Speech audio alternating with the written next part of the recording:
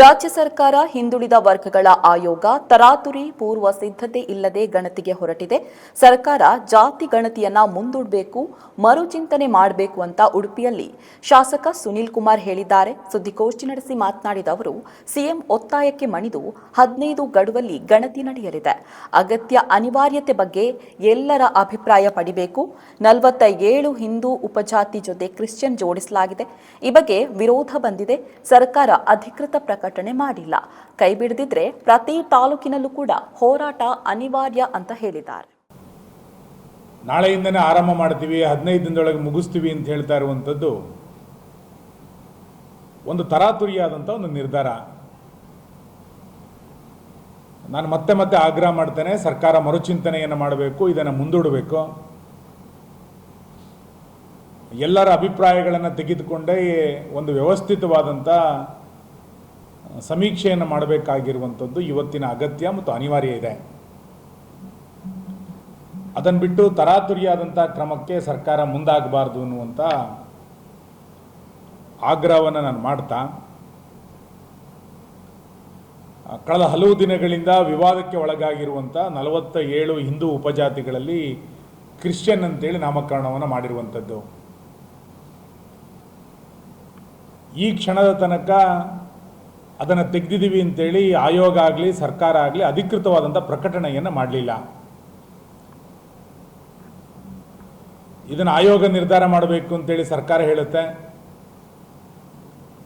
ನಾವಿನ್ನು ಚಿಂತನೆಯಲ್ಲಿದ್ದೀವಿ ಅಂತೇಳಿ ಆಯೋಗ ಹೇಳಲಿಕ್ಕೆ ಪ್ರಾರಂಭ ಮಾಡಿದೆ. ಅಧಿಕೃತವಾಗಿ ಸರ್ಕಾರ ಅಥವಾ ಆಯೋಗ ಈ 47 ಜಾತಿಗಳನ್ನು ಕ್ರಿಶ್ಚಿಯನ್ ಅಂತೇಳಿ ನಾಮಕರಣ ಮಾಡಿದ್ದಾರೆ. ಇದನ್ನು ನಾಳೆಯಿಂದ ಆರಂಭ ಆಗುವಂಥ ಸಮೀಕ್ಷೆಯಲ್ಲಿ ಕೈ ಬಿಡಲಿಲ್ಲ ಅಂತಾದರೆ ತಾಲೂಕುಗಳಲ್ಲೇ ಹೋರಾಟವನ್ನು ಮಾಡಬೇಕಾಗಿರುವಂಥದ್ದು ಅನಿವಾರ್ಯ ಆಗುತ್ತೆ.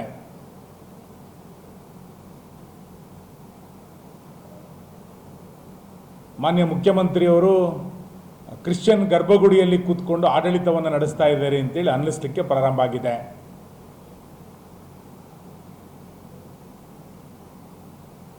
ಕರ್ನಾಟಕದ ಪೋಪ್ ಆಗಲಿಕ್ಕೆ ಹೊರಟಿರುವಂಥ ಸಿದ್ದರಾಮಯ್ಯ ಕಳೆದ ಅವಧಿಯಲ್ಲಿ ಟಿಪ್ಪು ಸುಲ್ತಾನಿನ ಪೋಷಾಕ್ ಹಾಕ್ಕೊಂಡು ಆಡಳಿತವನ್ನು ನಡೆಸಿದ್ರು. ಈಗ ಪಾದ್ರಿಯ ರೂಪದಲ್ಲಿ ಆಡಳಿತವನ್ನು ನಡೆಸಲಿಕ್ಕೆ ಮುಂದೆ ಬಂದಿದ್ದಾರೆ.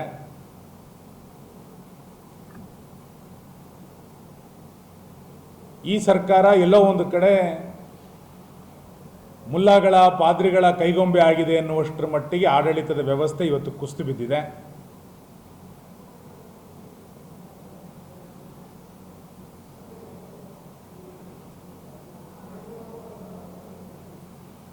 ಮುಖ್ಯಮಂತ್ರಿ ಸಿದ್ದರಾಮಯ್ಯನವರು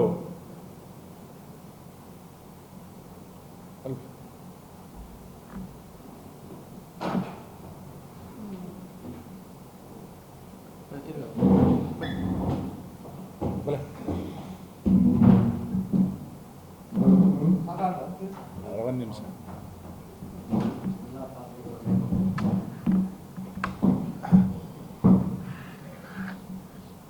ಮುಖ್ಯಮಂತ್ರಿ ಸಿದ್ದರಾಮಯ್ಯ ಈಗ ಫಾದರ್ ಸಿದ್ದರಾಮಯ್ಯ ಆಗಿ ಕೆಲಸ ಮಾಡಲಿಕ್ಕೆ ಪ್ರಾರಂಭ ಮಾಡಿದ್ದಾರೆ.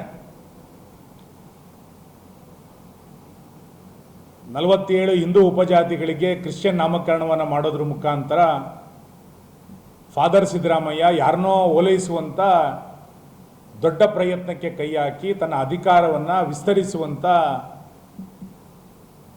ಷಡ್ಯಂತರ ಇದರ ಹಿಂದೆ ಅಡಗಿದೆ. ಇದರ ಹಿಂದೆ ರಾಜ್ಯದ ಹಿತ ಅಡಗಿಲ್ಲ. ನಾನು ಫಾದರ್ ಸಿದ್ದರಾಮಯ್ಯನವರಿಗೆ ಹೇಳ್ತೇನೆ, ಸಾಮಾಜಿಕ ನ್ಯಾಯದ ಮೂಲ ಆಶಯವನ್ನು ಶಿಲುಬೆಗೇರಿಸಬೇಡಿ. ಒಂದು ಕಡೆ ಸಮಾಜವಾದ, ಸಾಮಾಜಿಕ ನ್ಯಾಯ ಅಂತ ಹೇಳ್ತಾ ಆ ದಲಿತ ವರ್ಗದ ಸಮುದಾಯವನ್ನು, OBC ಸಮುದಾಯವನ್ನು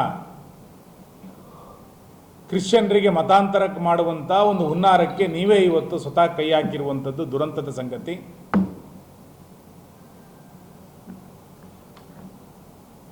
ಫಾದರ್ ಸಿದ್ದರಾಮಯ್ಯ ಹೇಗೆ ಸಂವಿಧಾನವನ್ನು ಅರ್ಥ ಮಾಡ್ಕೊಂಡಿದ್ದಾರೋ ನಂಗೆ ಗೊತ್ತಿಲ್ಲ. ಯಾಕೆ ಅಂತಂದರೆ ಹೊಸ ಜಾತಿಗಳನ್ನು ಸೃಷ್ಟಿ ಮಾಡಬೇಕಾದ್ರೆ ಅಥವಾ ಇಂಥ ಜಾತಿ ಇಂಥ ಪ್ರವರ್ಗಕ್ಕೆ ಸೇರಬೇಕು ಅಂತಂದಾಗ ಕುಲಶಾಸ್ತ್ರದ ಅಧ್ಯಯನ ಆಗಬೇಕು. ಹೊಸ ಜಾತಿಗಳನ್ನು ಪಟ್ಟಿಯನ್ನು ಸೇರಿಸಲಿಕ್ಕೆ ಸಂವಿಧಾನದಲ್ಲಿ ಅವಕಾಶವೇ ಇಲ್ಲ. ಫಾದರ್ ಸಿದ್ದರಾಮಯ್ಯ ಸಂವಿಧಾನವನ್ನು ಹೇಗೆ ಅರ್ಥ ಮಾಡಿಕೊಂಡಿದ್ದಾರೆ ಅಂತ ನಂಗೆ ಗೊತ್ತಾಗ್ತಾ ಇಲ್ಲ. ಯಾವುದೇ ಕುಲಶಾಸ್ತ್ರದ ಅಧ್ಯಯನ ಆಗದೆ, ಯಾವ ಇಲಾಖೆಯಲ್ಲೂ ಇದರ ಬಗ್ಗೆ ಚರ್ಚೆಗಳಾಗದೆ, ಏಕಾಏಕಿ 47 ಹಿಂದೂ ಉಪಜಾತಿಗಳನ್ನು ಕ್ರಿಶ್ಚಿಯನ್ ನಾಮಕರಣವನ್ನು ಮಾಡಲಿಕ್ಕೆ ಹೊರಟಿರುವಂಥದ್ದು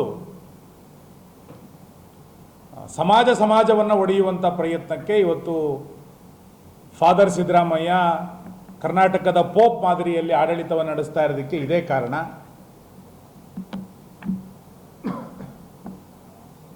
ದಲಿತ ಸಮುದಾಯದ 15 ಜಾತಿಗಳನ್ನು ಈ ರೀತಿ ಕ್ರಿಶ್ಚಿಯನ್ ನಾಮಕರಣವನ್ನು ಮಾಡಲಿಕ್ಕೆ ಹೊರಟಿರುವಂಥದ್ದು ಸಹಜವಾಗಿ ಆಕ್ರೋಶಕ್ಕೆ ಇವತ್ತು ಒಳಗಾಗಿದೆ.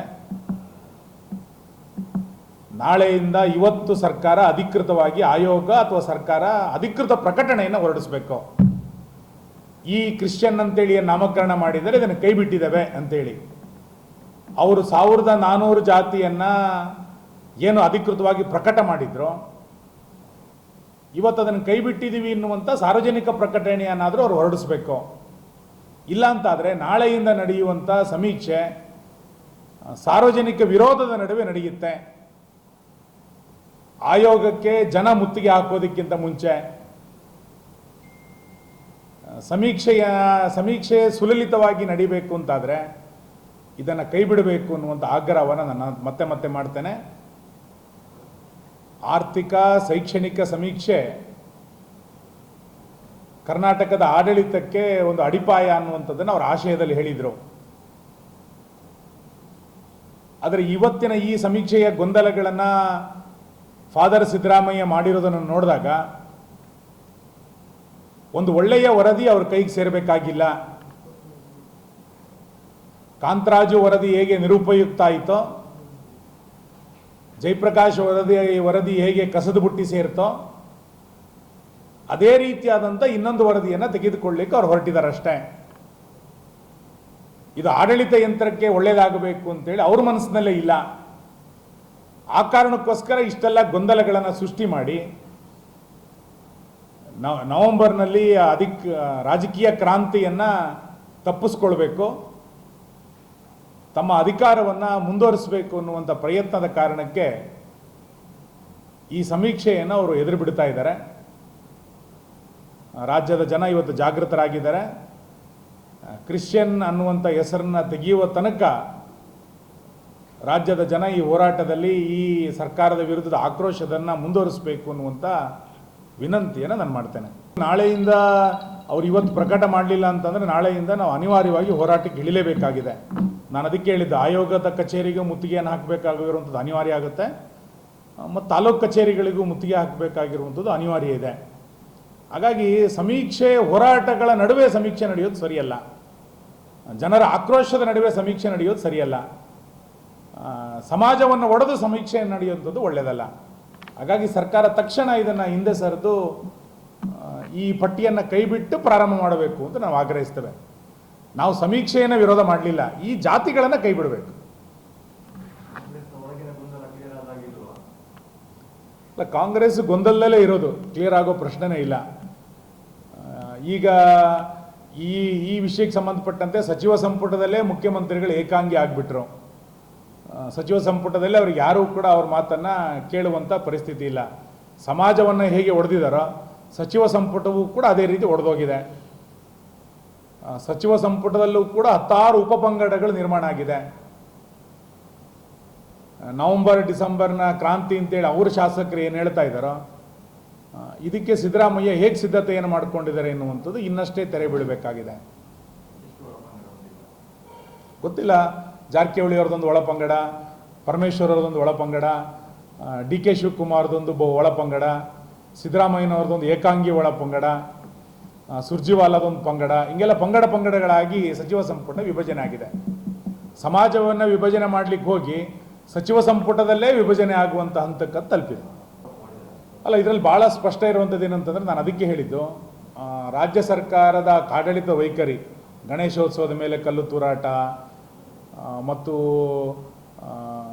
ನಮ್ಮ ಕಾರ್ಯಕರ್ತರ ಮೇಲೆ ನಡೀತಾ ಇರುವಂಥ ಕೇಸಿನ ದಾಳಿಗಳು ಇವೆಲ್ಲವೂ ನೋಡಿದಾಗ ಈ ಸರ್ಕಾರ ಮುಲ್ಲಾಗಳು ಮತ್ತು ಪಾದ್ರಿಗಳ ಕೈಗೊಂಬೆಯಂತೆ ಕೆಲಸ ಮಾಡ್ತಾ ಇರೋದು.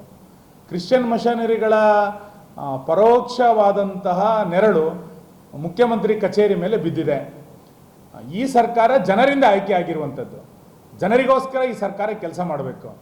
ಜನರಿಂದ ಆಯ್ಕೆ ಆಗಿರುವಂಥ ಸರ್ಕಾರ ನಕ್ಸಲರ ಕೈಗೊಂಬೆಯಂತೆ, ಪಾದ್ರಿಗಳ ಕೈಗೊಂಬೆಯಂತೆ, ಮುಲ್ಲಾಗಳ ಕೈಗೊಂಬೆಯಂತೆ ಕೆಲಸ ಮಾಡುವಂಥದ್ದು ಸರಿಯಲ್ಲ. ಮೂಲ ಸಿದ್ದರಾಮಯ್ಯ ಮರೆತು ಇವತ್ತು ಫಾದರ್ ಸಿದ್ದರಾಮಯ್ಯ ಆಗಿರುವಂಥದ್ದು ಅವರಿಗೆ ಒಂದು ಕಳಂಕವನ್ನು ತರಲಿಕ್ಕೆ ಹೊರಟಿದ್ದಾರೆ. ಅವರೇ ಇವತ್ತು ಸ್ವತಃ ಆ ರೀತಿಯಾದಂಥ ಆಡಳಿತವನ್ನು ನಡೆಸ್ತಾ ಇರುವಂಥದ್ದು ದುರಂತದ ಸಂಗತಿ. ಇನ್ನಾದರೂ ಅವರು ತಿದ್ಕೊಳ್ಬೇಕು ಅನ್ನುವಂಥ ಒತ್ತಾಯವನ್ನು ನಾನು ಮಾಡ್ತೇನೆ. ಭಾಳ BJPಯಿಂದ ಭಾಳ ಸ್ಪಷ್ಟ ಇದ್ದೀವಿ ನಾವು. BJP ಇದಕ್ಕೆ ಅಧಿಕೃತವಾದಂಥ ಮನವಿಯನ್ನು ರಾಜ್ಯದ ಜನರಿಗೆ ಒಂದು ನಿರ್ಣಯದ ಮುಖಾಂತರ ನಾವು ಹೇಳಿದ್ದೇವೆ. ಇಡೀ ರಾಜ್ಯದ ಜನ ಈ ಸಮೀಕ್ಷೆಯಲ್ಲಿ ಪಾಲ್ಗೊಳ್ಳಬೇಕು. ನಂಬರ್ ಮೊದಲನೇದು, ಸಮೀಕ್ಷೆಯನ್ನು ಯಾರೂ ಕೂಡ ಬಹಿಷ್ಕರಿಸಬಾರ್ದು, ಸಮೀಕ್ಷೆಯಲ್ಲಿ ಪಾಲ್ಗೊಳ್ಳಬೇಕು. ಎರಡನೇದು, ಎಲ್ಲರೂ ಕೂಡ ಹಿಂದೂ ಅಂತಲೇ ಬರಬೇಕು. ಧರ್ಮದ ಕಾಲಂನಲ್ಲಿ ಹಿಂದೂ ಅಂತಲೇ ಬರೆಸಬೇಕು. ಜಾತಿ ಉಪಜಾತಿಗಳನ್ನು ಯಾವುದನ್ನು ಬೇಕಾದ್ರೂ ಬರೆಸಿ ಅನ್ನೋದನ್ನು ಅಧಿಕೃತವಾಗಿ ರಾಜ್ಯಾಧ್ಯಕ್ಷರು ಪ್ರಕಟ ಮಾಡಿದ್ದಾರೆ. ಸೊ ರಾಜ್ಯದ ಜನರಿಗೆ ನಾವು ಮತ್ತೆ ವಿನಂತಿ ಮಾಡ್ತೇವೆ, ಧರ್ಮದ ಕಾಲಂನಲ್ಲಿ ಹಿಂದೂ ಅಂತಲೇ ಬರೆಸಿ. ಜಾತಿ ಉಪಜಾತಿಗಳಲ್ಲಿ ನೀವು ಅನುಸರಿಸುವಂಥ ಜಾತಿಗಳನ್ನು ಬರೆಸಿ. ನಮಗೆ ಮೂಲ ಧರ್ಮ ಅದು ಹಿಂದೂ, ಇದನ್ನು ಯಾವತ್ತೂ ಕೂಡ ಮರೀಲಿಕ್ಕೆ ಸಾಧ್ಯ ಇಲ್ಲ. ಇದನ್ನು BJP ಅಧಿಕೃತವಾಗಿ ಪ್ರಕಟ ಮಾಡಿದೆ, ರಾಜ್ಯಾಧ್ಯಕ್ಷರು ಅಧಿಕೃತವಾಗಿ ಘೋಷಿಸಿದ್ದಾರೆ. ಮಠಾಧೀಶರಿಗೆ ಮನವೊಲಿಸ್ತಾ ಇದ್ದೀವಿ. ಬೇರೆ ಬೇರೆ ಗುಂಪುಗಳಲ್ಲಿ ಬೇರೆ ಬೇರೆ ಹಿರಿಯರು ಹೋಗಿ ಮಠಾಧೀಶರಿಗೆ ಹೇಳ್ತಾ ಇದ್ದಾರೆ. ನಾವು ಬಹಳ ಸ್ಪಷ್ಟ ನಿರ್ಣಯ ಮಾಡಿಬಿಟ್ಟಿದ್ದೀವಿ ಅಂತ ಹೇಳಿದ್ವಲ್ಲ. ಅತ್ತೆ, ಇದು ನನ್ನ ಬರ್ಡೇ ಗಿಫ್ಟ್. ಇದೆಲ್ಲ ಜೀವನದಲ್ಲಿ ನನಗೋಸ್ಕರ ತಗೊಂಡ್ಬಂದಿದ್ದಾರೆ. ನಿನ್ ಮೇಲೆ ತುಂಬಾ ಚೆನ್ನಾಗಿ ಕಾಣುತ್ತೆ. ಇದು ತುಂಬಾ ಚೆನ್ನಾಗಿದೆ ಅಲ್ವಾ? ತುಂಬಾ ಚೆನ್ನಾಗಿದೆ.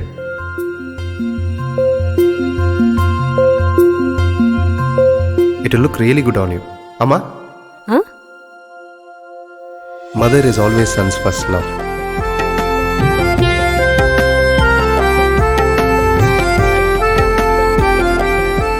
ಪ್ರತಿ ಪೀಳಿಗೆಯ ಪ್ರೀತಿಯ ಮಳಿಗೆ GL ಆಚಾರ್ಯ ಜುವೆಲ್ಲರ್ಸ್. ನಿಖರ ಸುದ್ದಿ, ಸದಭಿರುಚಿಯ ಕಾರ್ಯಕ್ರಮ. ನೀವು ನೋಡ್ತಾ ಇದ್ದೀರಾ ಕಹಳೆ ನ್ಯೂಸ್, ಸಮಾಜದ ಜಾಗೃತಿಗಾಗಿ ವಸ್ತುನಿಷ್ಠ ವರದಿ.